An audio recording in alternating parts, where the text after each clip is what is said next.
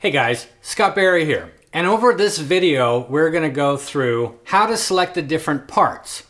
So in earlier videos, we went through how to select a scene, how to initialize the scene, and then how to select the different model banks. Well, the next level is actually the individual parts. Why is this important? Because if we wanted to do a layer or a split or anything like that, we need to use the individual parts for this. And this can also be very handy even in a live setting if I just wanted to move to another model quickly without actually changing the scene. So let me show you how to get in there. The first thing that we want to do, again, if we're selecting things from the ground up, is we want to be in an initialized scene.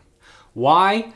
To make sure that we have no offsets or any other things that are pre-programmed in a scene that could interfere with what we're trying to do.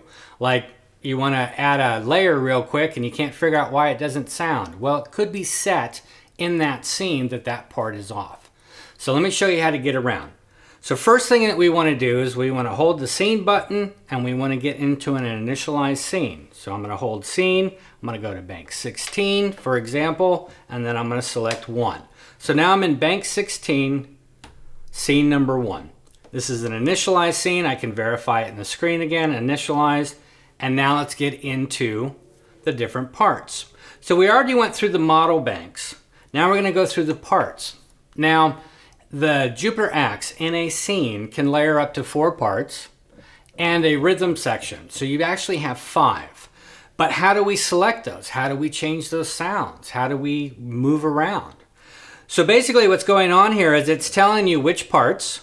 You can see when it's in the part view or the part button is lit, it's showing you part 1, part 2, part 3, part 4, and R for rhythm.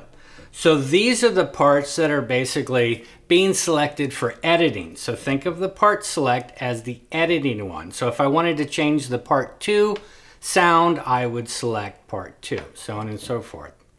Okay, on the other side, starting on 1 through R again, you've got the same thing. Well, what is this?